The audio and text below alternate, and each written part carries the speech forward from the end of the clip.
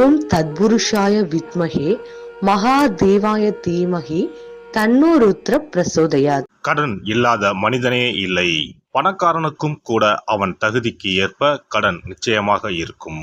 கடனே இல்லாமல் நான் வாழ்ந்து காட்டுகிறேன் என்று நீங்கள் சவால் விட்டாலும் கிரகங்களும் விதியும் உங்களை எப்படியாவது கடன் வாங்க செய்துவிடும். அப்படி கடன் தொல்லையால் அவதிப்படுபவர்கள் ஏராளமாக இருக்கச் செய்கின்றார்கள். பல்வேறு பரிகாரங்களை செய்து கடன் தீர வேண்டிக் கொள்கின்றனர். என்ன செய்தாலும் அவர்களுடைய கடன் மட்டும் தீர்ந்தபாடில்லை என்று புலம்புபவர்களுக்கு மிக எளிதாக செய்யக்கூடிய பரிகாரங்களை இந்த பதிவின் மூலம் பார்க்கலாம். கடன் வாங்காத மனிதர்களே இருக்க முடியாது என்பதுதான் யதார்த்தம். மனிதர்கள் மட்டுமா, எல்லா நாடுகளும் கூட கடன் வாங்குகின்றன. ஆனானப்பட்ட திருப்பதி வெங்கடாஜலபதி சுவாமியே கடன் வாங்கித்தான் கல்யாணம் செய்து கொண்டார். எனவே கடன் வாங்குவது சகஜம். அதை கட்டுப்பாட்டுக்குள் வைத்து வாழ்க்கையை செவ்வனே நடத்த வேண்டும் என்பதே பெரியோர்களின் கட்டளை. பசியோடு கூட உறங்கலாம், கடனோடு உறங்காதே என்பது ஆன்மீகம் காட்டும் அறிவுரை. ஜோதிடத்தில் நமது முன்னோர்கள் மிக முக்கியமான விஷயங்களை சூட்சமான முறையில் சொல்லியிருக்கிறார்கள்.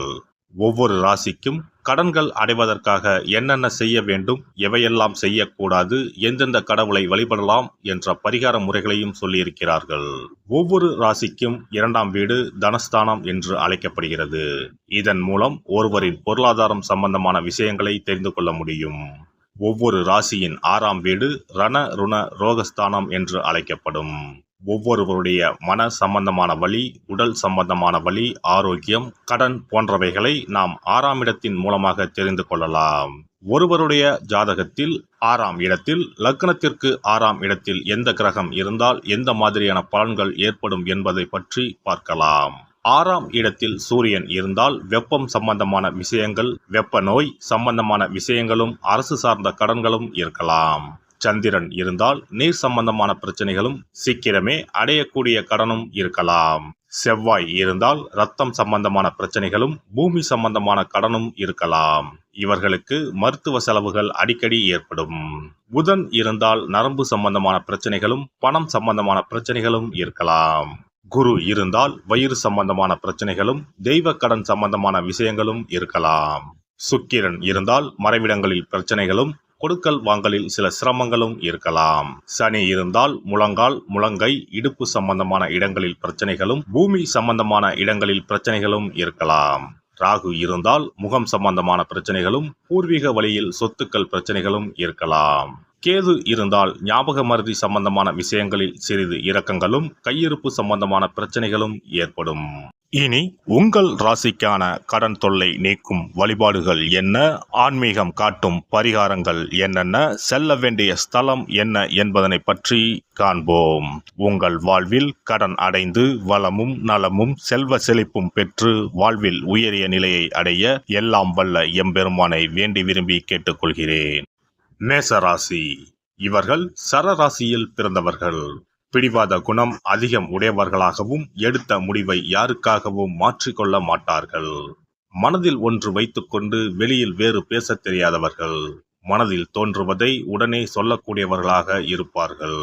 இரத்த சம்பந்தமான உறவுகளுக்கு அதிக முக்கியத்துவம் தருபவர்களாகவும் இவர்கள் இருப்பார்கள். உணவின் சுவைக்கு அதிக முக்கியத்துவம் தருவார்கள். தனிமையை விரும்புவார்கள். அடுத்தவர்கள் தன்னை பாராட்ட வேண்டும் என நினைப்பவர்கள் இவர்கள். பேசும் பேச்சில் கவர்ச்சி அதிகம் இருக்கும். மனதில் தைரியம் அதிகம் உள்ளவர்கள். இவர்கள் செவ்வாயின் ஆதிக்கத்தில் பிறந்ததனால் இவர்களுக்கு சொந்தமாக வீடு, மனை, வாகனம், பூமி உண்டு. மேசராசிக்காரர்களுக்கு தனஸ்தானமாக ரிஷபமும், ரணருண ரோகஸ்தானமாக கன்னியும் வருகிறது. எதிரிகளை மன வலிமையாலும் உடல் வலிமையாலும் துவம்சம் செய்யக்கூடிய அளவிற்கு இவர்களுக்கு வலிமை உண்டு. இவர்கள் வளர்ப்பிறையில் வியாழன் சனிக்கிழமைகளிலும், தேய்பிறையில் செவ்வாயிலும் கடன் கொடுக்கவோ வாங்குவதையோ தவிர்ப்பது நன்மை தரும். தொழில் செய்வதை விட வேலைக்கு செல்வது இவர்களுக்கு நன்மை தரும். கொடுத்த வேலையை சரியான நேரத்தில் முடிக்கும் திறன் உடையவர்கள். முதலீடு செய்யும் பொழுது இவர்களே முதலீடு செய்யாமல் வேறு ஒருவரிடம் கொடுத்து செய்வது நன்மை அளிக்கும். வாராகி அம்மனை வழிபடுவதன் மூலம் நன்மைகள் அதிகம் ஏற்படும். கடன் அடைக்கும் போது கிழக்கு அல்லது தெற்கு நோக்கி கடனை அடைப்பது நன்மை தரும். ஞாயிறு, செவ்வாய், வியாழன் ஆகிய கிழமைகளில் கடனை அடைப்பதை தொடங்கினால் சீக்கிரம் கடன் அடையும். புதன் ஹோரையில் கடன்களை அடைப்பது இவர்களுக்கு நன்மையை கொடுக்கும். செல்ல வேண்டிய ஸ்தலம் உத்திர கோசமங்கை மங்களநாத சுவாமி கோவிலுக்கு சென்று மரகத நடராஜரை தரிசித்து வாருங்கள். இத்தலம் ராமநாதபுரம் மாவட்டத்தில் இருந்து 10 கிலோமீட்டர் முன்பாகவே வலதுபுறமாக பிரிந்து செல்லும் தூத்துக்குடி திருச்செந்தூர் சாலையில் சென்று இவ்வூரை அடையலாம். பரிகாரம்: தயிரை கொண்டு ஏதேனும் மஞ்சள் நிற இனிப்பு பண்டம் தயார் செய்து ஒவ்வொரு வெள்ளியும் மாலை வேளையில் பசுவுக்கு கொடுத்து வர கடன்கள் நீங்கி வளம் பெறலாம். சிறப்பு வழிபாடு: குலதெய்வ வழிபாடு குறைகளை தீர்க்கும். முந்தைய வினைகளின் காரணமாக உண்டான கடன் தொல்லைகளிலிருந்து மீள குலதெய்வ வழிபாடு உங்களுக்கு துணை செய்யும். 3 பௌர்ணமிகள் தொடர்ந்து குலதெய்வ வழிபாடு செய்து வந்தால் கடன் தொல்லை படிப்படியாக குறையும். ஆண்டுக்கு ஒரு முறையாவது கட்டாயம் குலதெய்வ கோவிலுக்கு சென்று வர வேண்டும். குலதெய்வ கோவில் தூரமாக இருப்பவர்கள் அல்லது குலதெய்வமே தெரியாதவர்கள் 5 முக விளக்கு வைத்து நெய்யிட்டு தீபமேற்றி முடிந்த அளவு படையலிட்டு வழிபட வேண்டும். இப்படி 9 பௌர்ணமிகள் வழிபட்டு வந்தால் கட்டாயம் கடன்கள் அடைபடும். அது மட்டுமின்றி வரவேண்டிய கடன் பாக்கி இருந்தாலும் வசூலாகும். சங்கடங்கள் தீர்க்கும் சக்கரத்தாழ்வார் வழிபாடு: சனி மற்றும் புதன்கிழமைகளில் பெருமாள் கோவிலுக்கு சென்று அங்குள்ள சக்கரத்தாழ்வாரை தரிசித்து மனமுருகி வேண்டுங்கள். பிறகு அவரை 12 முறை வலம் வந்து வழிபடுங்கள். துளசி மாலை சாற்றி வேண்டிக் கொள்ளுங்கள். நிச்சயம் கடனால் உண்டான சங்கடங்கள் நீங்கும். கோமாதா வழிபாடு குறைகளை தீர்க்கும். செல்வத்தின் அம்சமான கோமாதாவின் வழிபாடு உங்களை நிச்சயம் காக்கும். காலையில் விழித்ததும் பசுமாட்டை காண்பது தீர்வு கொடுக்கும்.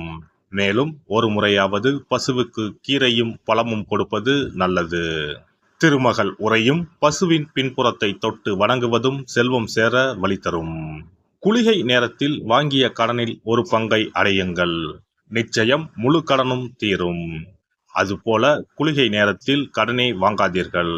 அடகு வைத்த நகைகள் வீடு வந்ததும் நன்கு சுத்தம் செய்து மஞ்சள் நீரில் போட்டு பூஜை அறையில் ஒரு நாள் வைத்த பிறகே உபயோகப்படுத்துங்கள். வீட்டை எப்போதும் சுத்தமாகவும் தெய்வ கடாட்சமாகவும் வைத்துக் கொள்ளுங்கள். திருமகள் தங்கும்படி உங்கள் சுற்றமும் செயலும் இருக்கும்படி பார்த்து கொள்ளுங்கள். கடன் தீரும் வரை பூஜை அறையில் மஞ்சள் பொடியால் அக்ஷயம் என்று எழுதி வாருங்கள். தோரண கணபதியை அன்றாடம் விளக்கேற்றி வழிபடுங்கள். சதுர்த்தி நாட்களில் நைவேத்தியம் சமர்ப்பித்து வழிபடுங்கள். நிச்சயம் கடன் தீரும். ருண விமோசன பைரவர் வழிபாடு கட்டாயமாக உங்களின் எல்லா கடன்களையும் தீர்க்க உதவும். அதுபோல பிரதோஷ வழிபாடு நிச்சயம் எத்தனை பெரிய கடன்களையும் படிப்படியாக தீர்க்க உதவும். அதுபோல பஞ்சமி தினத்தில் அம்பிகையை எண்ணி விளக்கேற்றி வழிபட்டால் கடன் பிரச்சனைகள் தீரும். வெண்கலம் அல்லது பித்தளை விளக்கு வாங்கி வசதியில்லாத சிவாலயத்துக்கு தானம் கொடுக்கலாம். செவ்வாய் பகவானின் திருவருள் இருந்தால் கடன் இல்லாத வாழ்க்கை அமையும். விரய செலவுகள் குறையும். எனவே செவ்வாய் தோறும் செவ்வாயின் அதிபதியான முருகப்பெருமானை வணங்கி வேண்டலாம். சஷ்டி கவசம் பாடி சஷ்டி விரதம் இருப்பதும் கடன் சுமைகளை அறவே ஒழித்துவிடும். எல்லாம் வல்ல இறையருளால் நீங்களும் உங்கள் அன்பு குடும்பமும் உடல் நலம், நீலாயுள், நிறை செல்வம், உயர் புகழ், மெய்ஞானம் ஓங்கி வாழ்க வளமுடன். இந்த வீடியோ பதிவு உங்களுக்கு பிடித்திருந்தால் லைக் பண்ணுங்க, கமெண்ட் பண்ணுங்க, ஷேர் பண்ணுங்க. மறக்காம சப்ஸ்கிரைப் பண்ணுங்க. பக்கத்துல இருக்கிற பெல் பட்டனை கிளிக் பண்ணுங்க. நன்றி, வணக்கம். ஓம் நமச்சிவாய. சிவாய நம.